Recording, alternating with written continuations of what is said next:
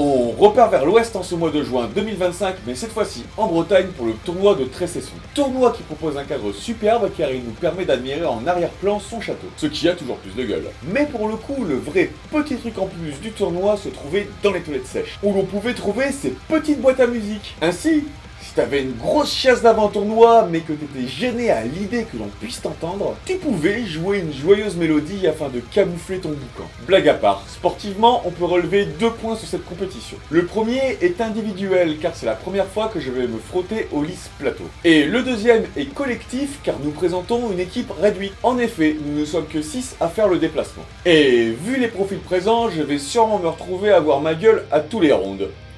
Ça promet. Donc, dans l'équipe, nous retrouvons des combattants dont vous commencez à avoir l'habitude. Avec la présence d'Olivier, Vincent, Paolo, Arnaud, Valentin et moi. Suite au tirage, nous retrouvons dans notre pool Lotari Regnum, les Gargouilles de Paris, In Memorio Y et pour finir, Hackerbells.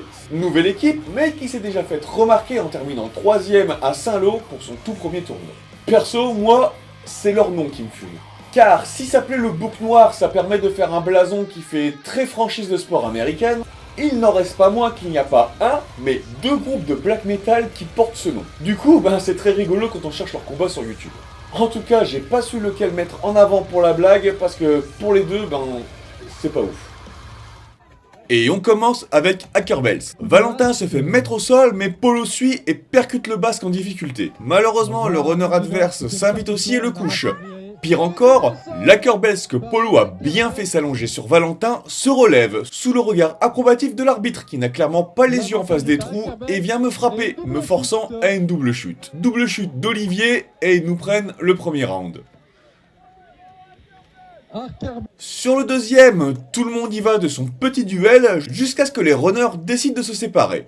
Une charge qui n'aboutit pas pour Paolo et une double chute à mettre sur le compte du runner adverse qui en profite pour me mettre un coup de bouge avant de partir de l'autre côté où ça s'agite un petit peu plus avec la chute de Vincent, ce qui nous donne un 3 contre 2 de ce côté-ci de la lisse. Alors qu'Olivier se faufile, le numéro 9 retourne me voir et après avoir donné quelques coups de hache, décide de pas se prendre la tête plus que ça et pousse tout le machin. Pendant que je fais ma gym, un Hackerbells va se rééquiper d'une arme, profitant qu'Olivier n'ait pas percuté de suite la situation. Double chute d'Olivier et Paolo se retrouve à seul contre 2 et finit par plier sous les efforts des Basques. Notre deuxième match est contre l'Alliance Memorio Y, qui regroupe les Corbeaux Sacrés, Armaligeris et l'Ordre de Sinople, dont il porte le tabard. Et ça démarre mal avec une mise au sol de Valentin. Paolo suit tout de même l'action, mais ça se termine en double chute. Mais si Paolo a suivi, c'est qu'il a lâché son adversaire, qui vient faire le 2 contre 1 sur moi. Heureusement, de l'autre côté, Vincent rééquilibre le combat, ce qui permet de me soulager en attirant un adversaire, qui va terminer sur lui en double chute. Il ne reste donc plus qu'Olivier et moi, toujours plié, mais qui tient malgré l'acharnement de mon adversaire, avant qu'Olivier ne se libère et vienne m'apporter son soutien, me permettant finalement de me redresser. A mon tour d'essayer de libérer Olivier, d'abord en essayant de plier mon adversaire ou en le faisant tourner. Très mauvais plan que ce dernier, car en passant je bloque l'arme d'Olivier. Il arrive tout de même à se libérer et en profite pour attraper la jambe de son adversaire, afin de le mettre au sol, tandis que je culbute le mien, ce qui nous donne le round. Sur le suivant, le bloqueur adverse arrive à passer malgré ma tentative de balayette pour être en 2 contre 1 sur Valentin. J'arrive tout de même pour intervenir, et alors que Paolo procède à une mise au sol, j'effectue la mienne. Valentin se sert des corps pour amener au sol son adversaire, mais reste accroché. Nous voici à 4 contre 2, et après quelques coups, c'est Arnaud qui conclut le combat et notre première victoire.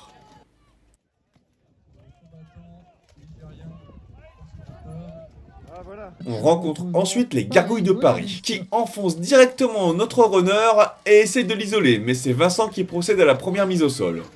Malheureusement, l'avantage est de courte durée car Valentin puis moi, nous nous retrouvons au sol, suivi de Paolo alors que Vincent se fait accrocher par derrière avant d'emmener son adversaire dans sa chute, donnant le round aux Parisiens.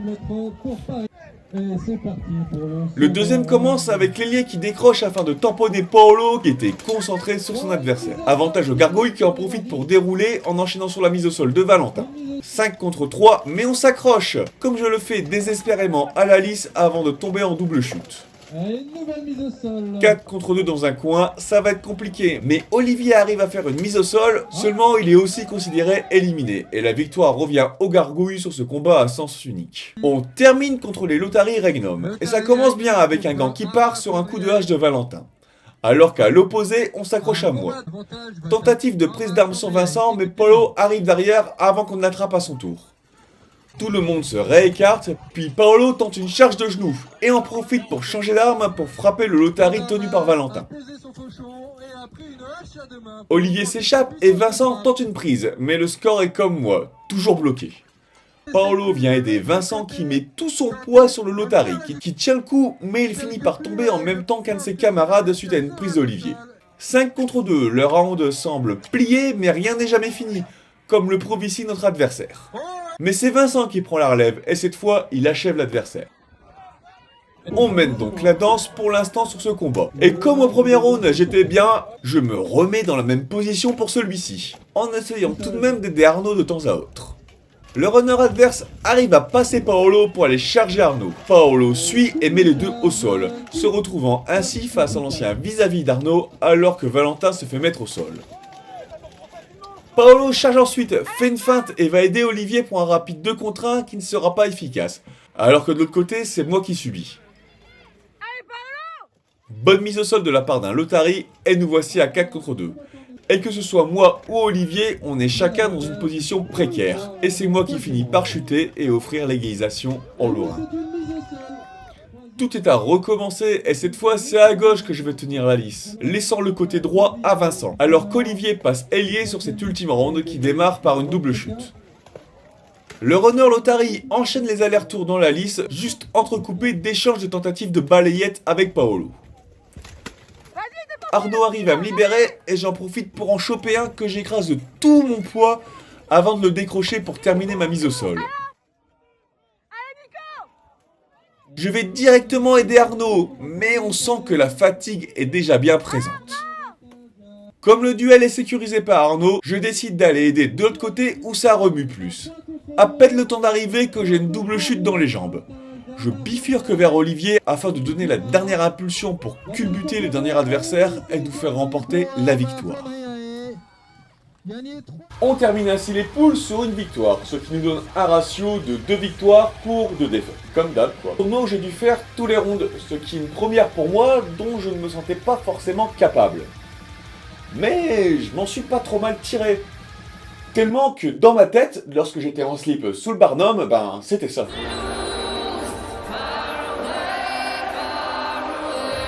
Mais on peut aussi prendre du positif avec par exemple le combat contre Lotari Regnum, que l'on a remporté alors que ces derniers nous avaient bien tapé la dernière fois qu'on avait pu les rencontrer. A voir si nous aurons l'occasion de bonifier tout ça lors du tournoi de Parthenay.